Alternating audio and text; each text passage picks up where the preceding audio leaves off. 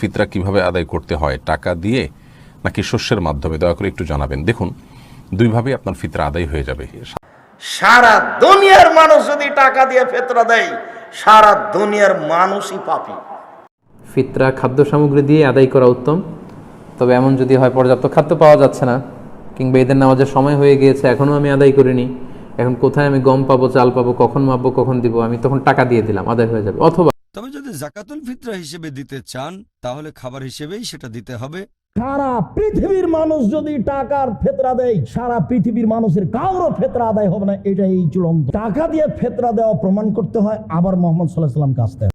ফিতরা কিভাবে আদায় করতে হয়, টাকা দিয়ে নাকি শস্যের মাধ্যমে, দয়া করে একটু জানাবেন। দেখুন, দুইভাবেই আপনার ফিতরা আদায় হয়ে যাবে। সাধারণত দরিদ্র অভাবী মানুষের আগে যদি খাবার না থাকে বাসায়, তারা টাকা পেলে তার আগে খাবারটা কিনে, বাঁচার জন্য খাবার যদি প্রয়োজন হয়, এরপর অন্য কিছু থাকলে কিনবে। অতএব আমি টাকা দিলেও সেটা খাদ্যর প্রয়োজন মেটাবে ইনশাআল্লাহ বিইذনিল্লাহ।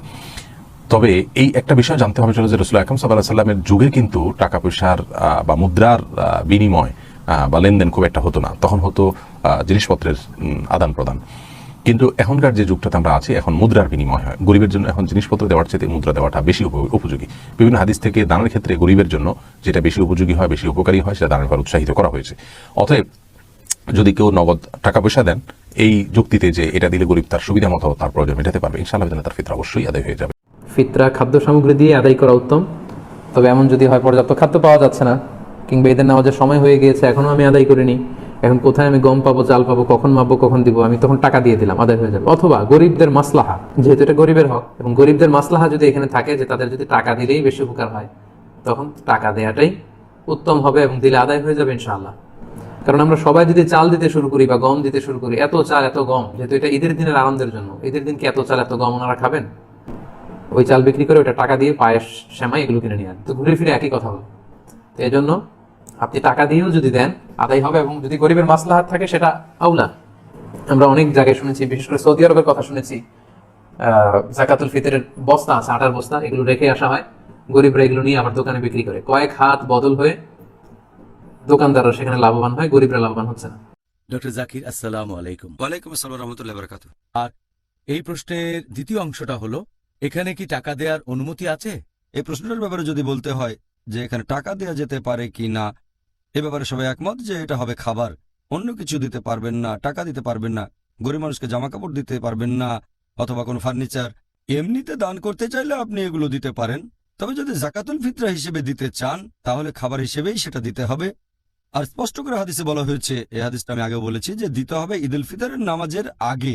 এর কারণ হচ্ছে যাতে গরিব মানুষেরা সেদিন খাবার খেতে পারে।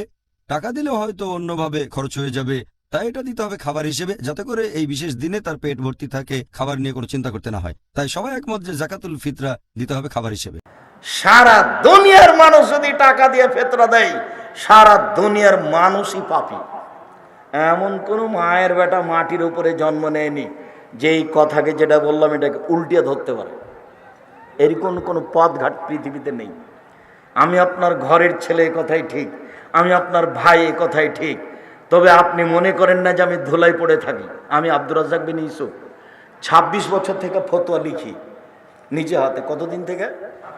26 বছর থেকে। সারা পৃথিবীর মানুষ যদি টাকার ফেতরা দেয়, সারা পৃথিবীর মানুষের কারো ফেতরা আদায় হবে না, এটাই চূড়ান্ত। টাকা দিয়ে ফেতরা দেওয়া প্রমাণ করতে হয়, আবার মোহাম্মদ সাল্লাল্লাহু আলাইহি ওয়াসাল্লামকে আসতে হয়। রাসূল সাল্লাল্লাহু আলাইহি ওয়াসাল্লামের পদ্ধতি চূড়ান্ত। এক সাই শস্য দিতে হবে, শস্যই দিতে হবে। মানুষ মূল্য দিলে গুনাহগার হবে। সারা পৃথিবীর মানুষ যদি টাকার ফেতরা দেয়, সারা পৃথিবীর মানুষের কারো ফেতরা আদায় হবে না, এটাই চূড়ান্ত। সারা দুনিয়া যে দিচ্ছে, সারা দুনিয়া দেখ না, আরো কেউ দেখ না। যদি টাকা দিয়ে ফেতরা দেওয়া প্রমাণ করতে হয়, আবার মোহাম্মদ সাল্লাল্লাহু আলাইহি ওয়াসাল্লামকে আসতে হবে। সকল পুরুষ নারী, দাস দাসী, ছোট বড় সবার উপরে জাকাতুল ফিতর ফরজ করেছেন। ভিক্ষুককেও জাকাতুল ফিতরা দিতে হবে। আব্দুল্লাহ ইবনে উমর রাদিয়াল্লাহু তাআলা আনহু বলেন, ফারাজা রাসূলুল্লাহ সাল্লাল্লাহু আলাইহি সাল্লাম জাকাতাল ফিতরে সাআন মিন তামারিন আও সাআন মিন সাইরিন, এক সা খেজুর অথবা এক সা গম ফরজ করেছেন ফেতরার জাকাত, জাকাতুল ফিতর, ফেতরার জাকাত। আলাল আবদে অল হুররে দাস দাসীর ওপরে, স্বাধীন মানুষের উপরে। দাস দাসীর ওপরে, স্বাধীন পুরুষ নারীর উপরে। আলা যাকারে ওয়াল উনসা, স্বাধীন পুরুষ স্বাধীন নারীর উপরে। অসাগিরে ওয়াল কাবিরে, ছোটর উপরে বড়র উপরে। মিনাল মুসলিমিনা, যারা মুসলিম। যার কারণেই বিদ্বানগণ বলতে চেয়েছেন যে ছোট মানে কত ছোট?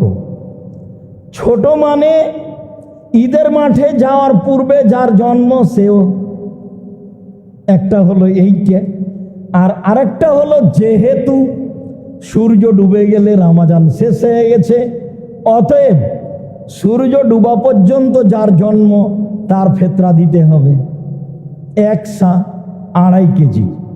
1 সা 2.5 কেজি। ইরাকের হিসাবে 3.25 কেজির ভাগে অর্ধেকের মূল্য থেকে বিরত থাকতে হবে। সময়ের গতিতে বলছি ইনশাআল্লাহ।